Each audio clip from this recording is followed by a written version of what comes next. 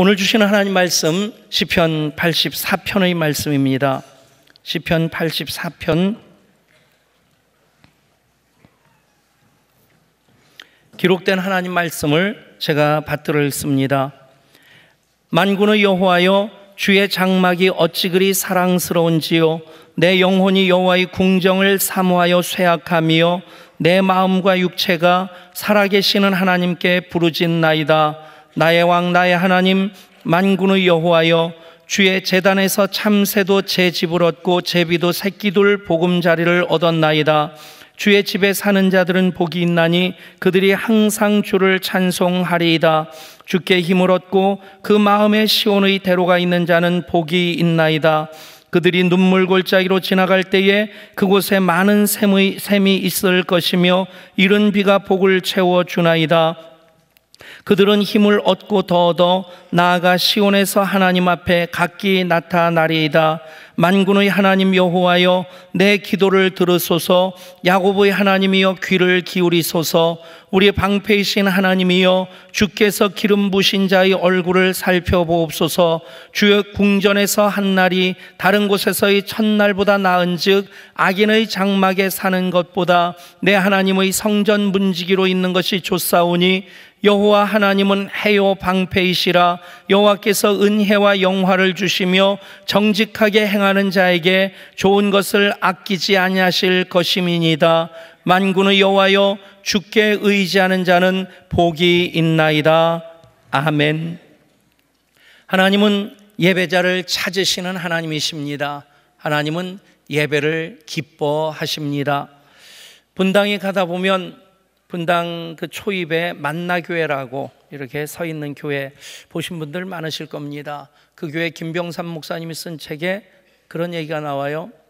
한 번은 선교사 대회에 폐회배 설교를 부탁받고 일부러 시간을 내서 그렇게 가게 되었답니다. 조금 멀리 떨어진 곳까지 갔는데 시간 맞춰서 갔는데 본당에 들어가 보니까 굉장히 썰렁하더라는 거죠. 이제 선교사님들이 선교사 대회에 참석하고자 귀국을 했는데 한 번 오면 오기도 어렵고 오면 이제 개인적으로도 일도 봐야 되고 그리고 또 후원하는 교회들도 찾아봐야 되고 하니까 바쁘니까 중요한 시간들 다 지나갔다 생각해서 폐회 예배를 남겨두고는 많이 자리를 떠난 겁니다. 그 썰렁하게 빈자리를 보면서 내가 왜 여기 왔나? 내가 왜 이런 사람들에게 폐회 예배를 앞두고 자리를 빈 사람들을 대상으로 설교를 해야 되나? 마음이 영 편하지 않더라는 거죠.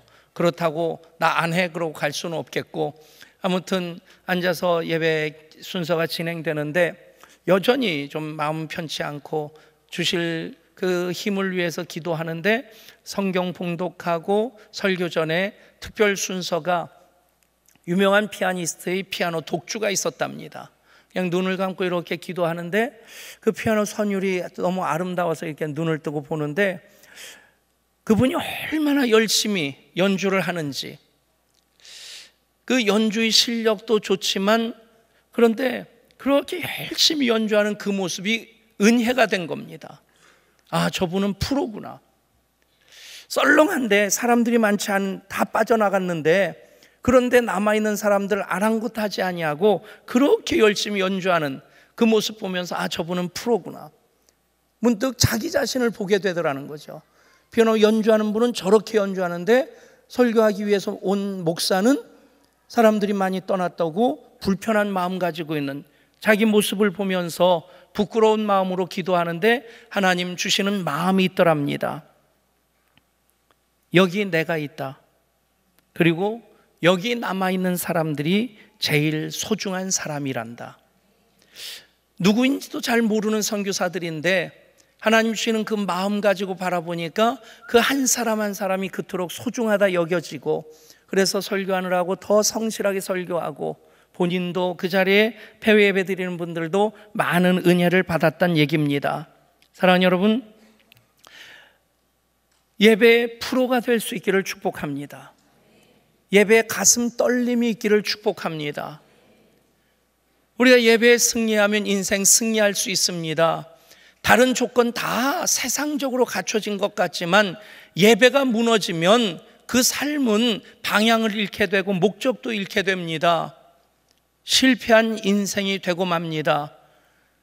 하나님 예배자를 찾으시고 하나님 예배를 기뻐하십니다. 오늘 우리는 하나님 앞에 예배자로 서 있습니다. 우리는 예배 공동체인 교회의 지체들입니다. 그래서 우리는 예배에 더 집중해야 합니다. 더 온전한 예배를 드리기 위해 거룩한 몸부림을 끊이지 않고 해야 합니다. 그러면 예배자로 우리는 기쁨을 누리게 됩니다. 주께와 엎드려 경배드립니다. 주 계신 곳엔 기쁨 가득 무엇과도 누구와도 바꿀 수 없네. 예배 드림이 기쁨 됩니다. 예배 드림이 기쁨입니까? 여러분, 이 찬양 가사 안에 어떻게 예배하면 기쁨이 될 수 있을까? 그 답이 있지 않습니까? 무엇과도 누구와도 바꿀 수 없는 예배를 드리십시오. 오늘 말씀을 보면 고라 자손의 시라고 하는 제목이 붙어 있습니다. 고라, 여러분들에게 어떤 의미로 다가옵니까? 민수기에 보면 모세의 지도력에 반역을 했던 고라와 다단과 아비람이라고 하는 세 사람의 이름이 나오는데 고라가 항상 앞에 나옵니다. 가나다 순이 아니라 그 반역자의 무리의 우두머리 역할을 했다는 얘기입니다. 단지 모세의 지도력에 대항한 것만이 아니라 하나님께서 모세를 통해서 출애굽의 역사를 이루신 것까지도 부정하고 그것에 대해서 불평합니다. 우리를 죽이려고 일로 끌고 나왔느냐, 그렇게 표현을 합니다. 하나님께서는 참다 하나님 대적함으로 그 앞에 선 고라와 나단과 아비람의 그 무리들 무려 250명이나 됩니다. 그들을 땅을 갈라서 묻어버리시는 심판을 행하십니다.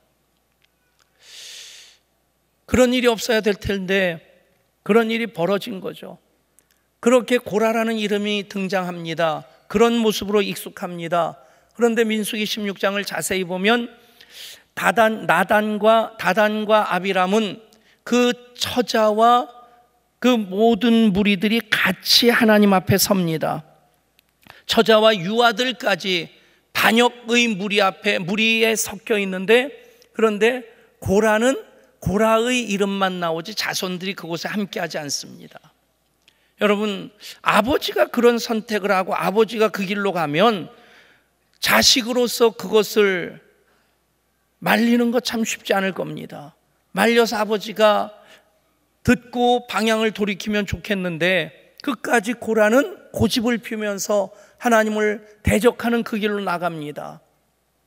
쉽지 않은 결단이지만, 쉽지 않은 선택이지만 고라 자손들은 아버지의 반역에 동참하지 않습니다. 반면에 다단과 그 아비람의 모든 처자와 유아들까지 그 무리에 섞입니다. 그 이후로 고라의 자손들은 성전에서 일을 하고 특별히 성가대로서 그 일을 합니다. 그 일이 바벨론 포로로 잡혀갔을 때 거기서도 예배를 이끌어가는 이들이 바로 고라 자손이었습니다. 시편 150편 중에서 11편이 고라 자손의 시로 나옵니다.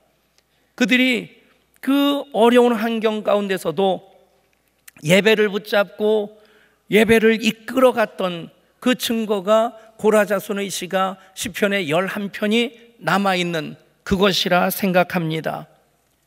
선택도 결단도 어려웠겠지만, 또 이스라엘의 역사가 참 어려운 역사였지만 그 가운데서 그들은 예배를 붙잡고, 그래서 예배가 얼마나 소중한지, 그래서 예배에 헌신할 때 그들은 예배의 기쁨을 맛보고, 오늘 시편 83편의 전체 내용은 예배로 기뻐하는 자들의 신앙 고백이라고 얘기할 수 있는 것입니다. 오늘 말씀을 통해서 시편 84편이 그대로 여러분들 예배자인 여러분들, 예배를 기뻐하는 여러분들의 신앙 고백이 될 수 있기를 축복합니다. 오늘 말씀은 이렇게 시작됩니다. 만군의 여호와여, 주의 장막이 어찌 그리 사랑스러운지요. 그들은 예배의 소중함을 알았습니다. 예배가 복인 것을 알았습니다. 예배가 능력인 것을 알았습니다. 그래서 그러면 그럴수록 그들은 예배에 더 집중했습니다. 우리가 살아가면서 많은 바라는 것들을 가지고 있습니다. 소원이 있습니다. 죽기 전에 해야 될 일들, 소위 버킷리스트라고 해서 그런 것을 쓰기도 하죠. 얼마 전에 한 고등학생이 그랬다는 얘기를 들었어요. 버킷리스트를 수련회 때 쓰라고 했답니다. 그 쓴 것 중에 뭐가 있었냐면 우크라이나 여자랑 결혼하는 거. 아마 그 우크라이나 여자가 왜 갑자기 나오는지 궁금하십니까? 예, 우크라이나는 세계에서 미인들이 제일 많은 나라랍니다. 저는 안 가봤는데 그런 얘기를 하더라고요. 우크라이나 가면 김태희가 밭 깔고 있대요. 예. 그러니까 그런 말을 듣고 이 아이가 뭐 우크라이나 여자랑 결혼하는 거 뭐 그걸 썼는지 모르겠는데, 여러분 뭐 그냥 나름대로 그런 거 장난삼아 써올 수도 있겠죠. 그렇다면 그 버킷리스트가 목숨을 걸 만큼 소중한 소원이겠습니까? 사실 사람들이 많은 것을 바라지만 그렇게 목숨을 걸 만큼 포기할 수 없는 진정한 바람, 그것은 그렇게 많지 않습니다. 우리들에게는 딱 하나였으면 좋겠다 싶습니다. 바로 하나님이십니다. 하나님이 나의 유일한 소원이 되면, 하나님이 유일한 나의 바람이 되면 우리는 하나님 거하시는 그 성전을 그리워하게 됩니다. 만군의 여호와여, 주의 장막이 어찌 그리 사랑스러운지요. 그곳에 거하는 참새와 제비를 오히려 부러워하고요. 그래서 그곳에서의 한날이 다른 곳에서 첫날보다 나은즉 악인의 장막에 거함보다 내 하나님 성전의 문지기로 있는 것이 좋사오니. 여러분들이 고백이 될 수 있기를 축복합니다. 여러분, 하나님을 나의 유일한 바람으로 삼으면 나머지는 하나님 책임져 주십니다. 그러면 우리는 예배에 집중할 수 있게 되고 예배에 그만큼 행복할 수 있게 됩니다. 요 얼마 동안 미국에서 벌어지는 일인데 우리나라 뉴스에 거의 빠지지 않고 나왔던 것이 있었습니다. 아실랑가 모르겠는데 파워볼이라는 복권 얘기입니다. 이번 주도 당첨자가 없었고 그래서 당첨액이 얼마가 됐고, 이번 주도 당첨자가 없어서 당첨액이 얼마가 되었고, 그래서 지난주까지 당첨액이 누적된 게 1조 8천억 원입니다. 여러분 반응이 전혀 없어요. 예, 둘 중에 하나입니다. 1조 8천억에 대해서 전혀 감이 안 온다든가, 아니면 그냥 집에 금고 열어보면 그 정도는 넣어놓고 산다든가. 이해하기 쉽게 말씀드리면 우리 예배당 땅 사고 건축하는 모든 비용이 200억이었습니다.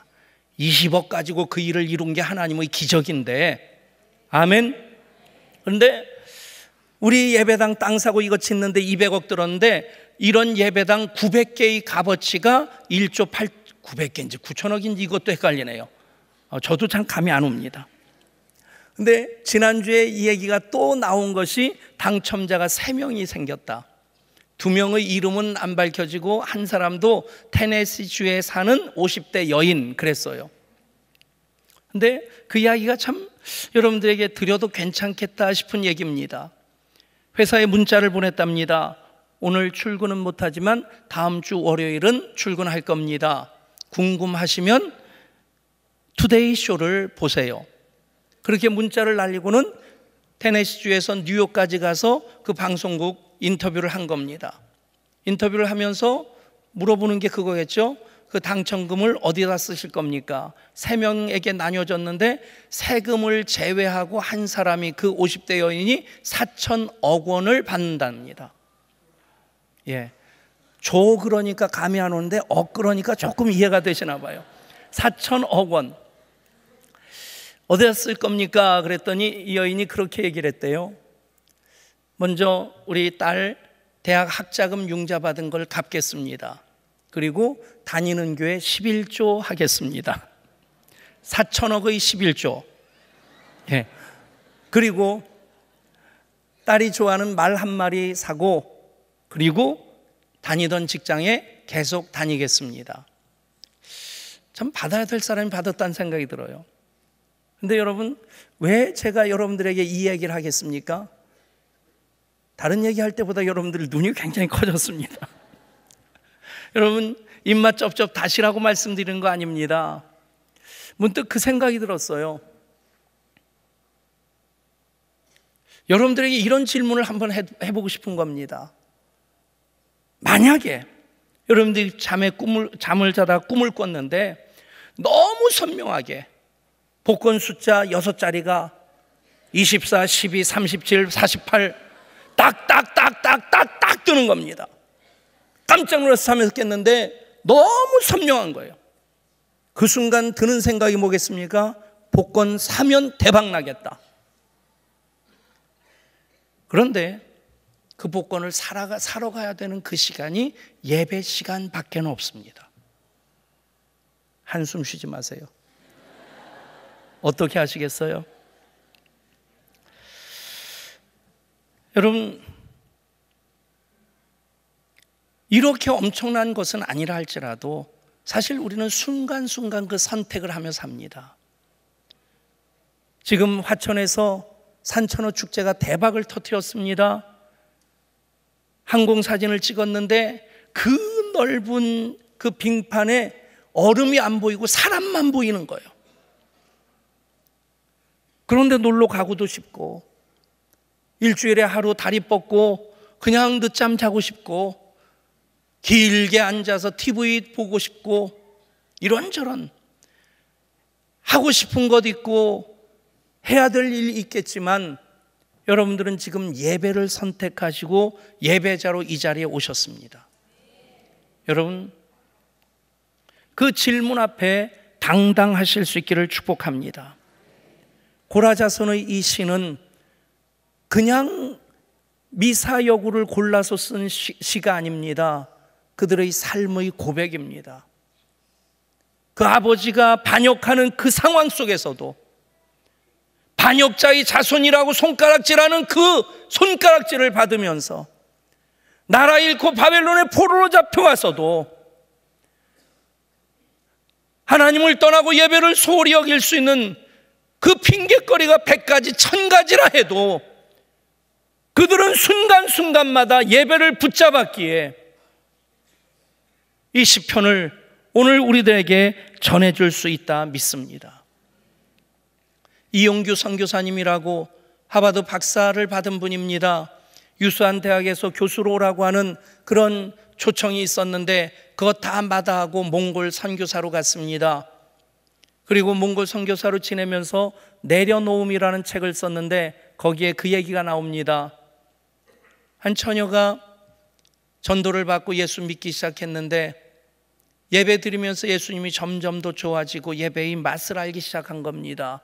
목축을 하는 가정이라서 주일날이라고 해도 예외 없이 자기가 맡은 소를 여물을 먹이고 그리고 관리를 해야 되는데 풀이 많은 곳에 데려다가 묶어놓고 예배당으로 오곤 했는데 그날따라 소를 몰고 가는데 이 소가 갑자기 무엇에 놀라서 도망간 겁니다. 잡으려고 이 아가씨가 쫓아가는데 소를 따라갈 수 있겠습니까? 그렇다고 재산인데 그것을 포기할 수는 없겠고 달려가면서 시간을 보내는데 그런데 문득 그 생각이 드는 겁니다. 소보다 예배를.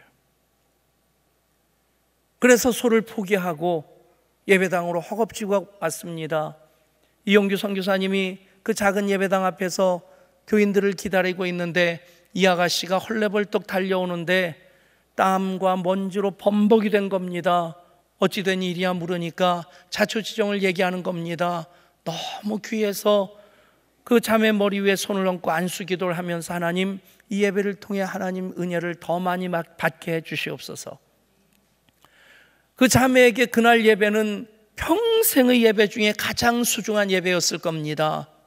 그렇게 예배 드리고 예배당 마당으로 나왔는데 그렇게 잡으려고 쫓아다니던 그 소가 거기에 와 있더라는 거죠. 음해. 여러분, 소가 거기 없어도 상관없습니다. 소를 찾지 못했어도 예배는 그렇게 드리는 겁니다. 그렇게 예배하면 예배는 기쁨이 됩니다. 예배는 축복이 됩니다. 이따금 병원에서 생명이 촌각을 다투는 그런 위급한 환자들 신방할 때 있습니다. 가끔 그런 안타까운 말을 듣습니다. 목사님, 나 다시 걸어서 교회 나갈 수 있을까요?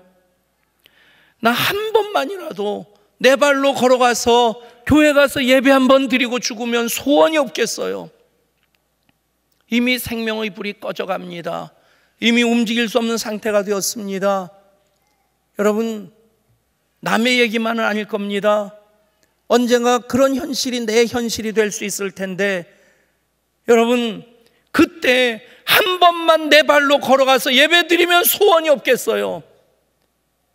그 소원도 귀하지만 내 발로 걸어서 예배 드릴 수 있는 지금 예배에 집중하시고 오늘 이 예배를 통해 하나님을 만나실 수 있기를 축복합니다.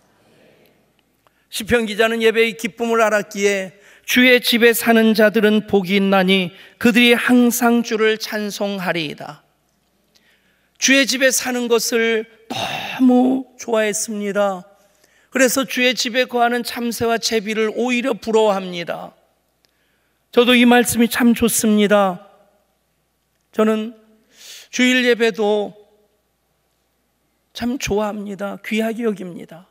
그런데 여러분들에게 조금 미안하지만 저에게 더 귀한 예배는 금요 성령 집회입니다. 이유는 딱 한 가지입니다. 찬양도 마음껏 할 수 있고 기도를 마음껏 할 수 있어서 그래서 더 좋은 겁니다. 여러분, 그들이 항상 주를 찬송하리이다. 이 고백을 여러분들이 하고 싶으십니까? 금요 성령 집회로 나오십시오. 한 4분 정도 아멘 했습니다. 그분들은 항상 나오는 분들이에요. 아멘부터 하십시다. 옆에 아멘 안 하면 여러분 비틀어서도, 팔을 비틀어서라도 지금 꼬집으십시오. 그게 강권입니다. 아멘. 더 많이 나왔으면 좋겠습니다. 다 나오면 좋겠습니다. 주의 집에 사는 자들은 복이 있나니 그들이 항상 주를 찬송하리이다. 예배가 기쁨이 되면 예배를 통해 힘을 얻고 더 얻게 됩니다. 예배를 통해서 하나님을 만나면 힘을 얻습니다. 능력으로 채움을 받습니다. 세상 이길 힘이 불끈불끈 솟아납니다. 한국교회 위기를 여러 가지로 얘기합니다. 인구가 감소되는 것도 한국교회 위기겠고, 연령층이 낮아질수록 크리스찬의 퍼센테이지가 적어지는 것도 위기겠고, 그런데 정말 위기는 예배의 위기라 생각합니다. 하용조 목사 이야기에 이런 얘기가 나옵니다. 영국의 한 마을에 예배당이 세워지면서 예배당 그 대문에 아치를 세우고 거기에 그렇게 글을 새겼답니다.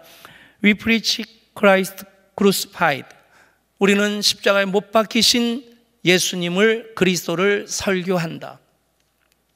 목사님도 십자가를 설교하고 교인들도 그 십자가의 그 은혜를 받았습니다. 그런데 시간이 지나가면서 담쟁이 넝쿨이 자라더니 크루스파이드라고 하는 그 단어를 가린 겁니다. We preach Christ. 우리는 그리스도를 설교한다. 그리스도의 십자가를 설교하던 것이 이제는 어떤 세상의 정치적인 이슈들, 사회 참여 문제, 도덕이나 철학 문제까지 그렇게 설교 시간에 다루니까 어쩌면 폭은 넓어진 것 같은데 그리스도의 십자가의 색깔은 약해지기 시작한 겁니다. 얼마의 시간이 지나서 담쟁이 넝쿨이 더 자라서 크라이스트, 그리스도라는 그 단어까지 가린 겁니다. 남은 글자는 2단어입니다. We preach. 우리는 설교한다. 설교는 하는데 무엇을 설교하는지 그 알맹이가 없어진 겁니다. 본질이 없어진 겁니다. 작년에 독일 여행하면서 베를린에 있는 베를린 돔이라고 일컬어지는 그 가장 유명한 예배당을 들어가 봤습니다. 야, 예배당이 우리 예배당만 좋은 줄 알았는데 우리 예배당은 그 예배당에 비하면 헛간입니다. 그냥 창고입니다. 얼마나 웅장하게, 얼마나 거기서 다른 모든 것들이 입 딱딱 벌어지게 만드는데, 이 돔이라고 불려지는, 그러니까 큰 원형 지붕을 가지고 있는데 그 위로 올라가 보니까 그 지붕 삥 둘러서 대리석으로 시편에 찬양하는 천사들을 이렇게 조각해 놓은 겁니다. 조각이 아니라 이 상을 만들어 놨는데, 비파를 치는 천사, 또 나팔을 부는 천사, 그렇게 쭉 세워놨는데 너무 아름다운 거예요. 빙 돌아서 나오는데 마지막에 이 출구 쪽에 기념품을 파는 매점이 있습니다. 서점인데 거기서 기념해서 십자가 하나 사고 물건 하나하나를 돌아보는데 뜻밖의 모습을 보게 되었습니다. 책과 기념 노트들이 쭉 펼쳐져 있는데 거기 노트 한 권에는 석가모니 부처의 모습이 딱 그려져 있는 노트가 있는 겁니다. 왜 저기 있을까? 안내하던 그 임지연 박사, 같이 갈보리교회 섬기던 목사님 딸인데 박사님이 목사를 안내해 줬습니다. 일부러 회사 휴가 내고, 그러면서 설명을 해주는 거예요. 야, 지연아, 이거 이래도 되는 거냐? 그랬더니 그 얘기를 하는 겁니다. 목사님, 독일 사람들은 그런데 관념이 없어요. 여러분, 그 교회도 설교를 할 겁니다. We preach. 그러나 십자가에 못 박히신 예수님은 사라졌습니다.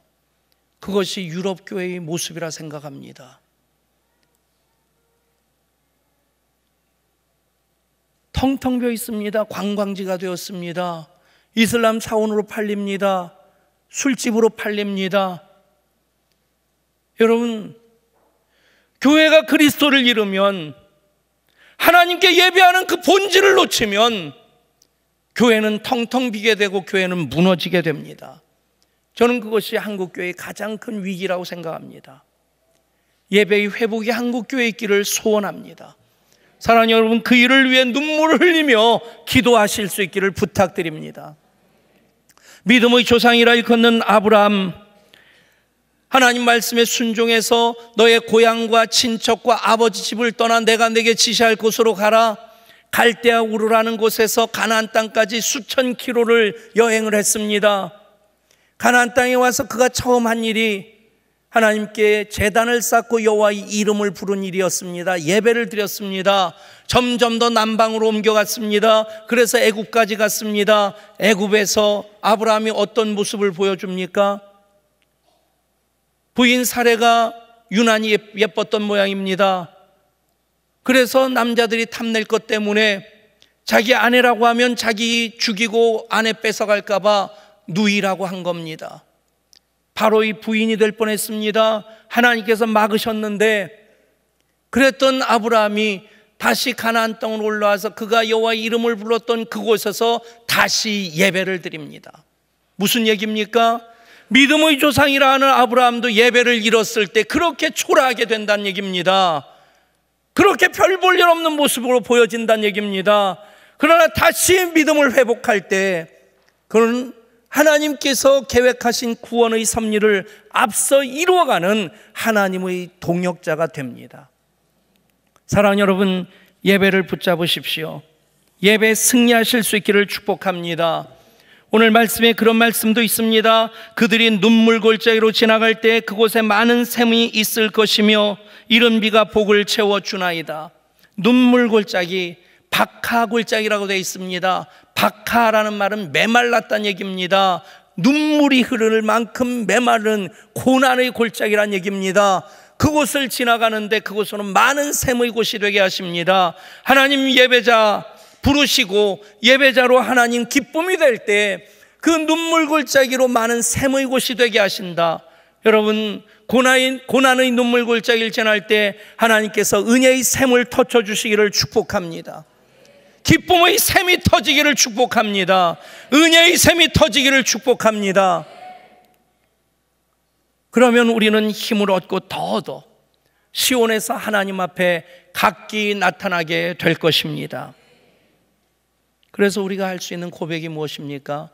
주의 궁정에서의 한날이 다른 곳에서의 첫날보다 나은즉 악인의 장막에 거하는 것보다 내 하나님 성전의 문지기로 있는 것이 더 좋사오니. 여러분, 하루와 첫날, 10,000원과 10,000,000원, 여러분 비교가 안 되는 겁니다. 그런데 하나님 좋아지면, 하나님 사랑하면, 예배의 기쁨을 알면 주의 전에서의 한날이 다른 곳에서의 첫날보다 귀하게 되는 것입니다. 이렇게 사실 수 있기를 축복합니다. 그렇게 예배하는 자들에게 이렇게 말씀합니다. 여호와 하나님은 해요 방패이시라. 여호와께서 은혜와 영화를 주시며 정직히 행하는 자에게 좋은 것을 아끼지 아니하실 것임이니이다. 만군의 여호와여, 주께 의지하는 자는 복이 있나이다.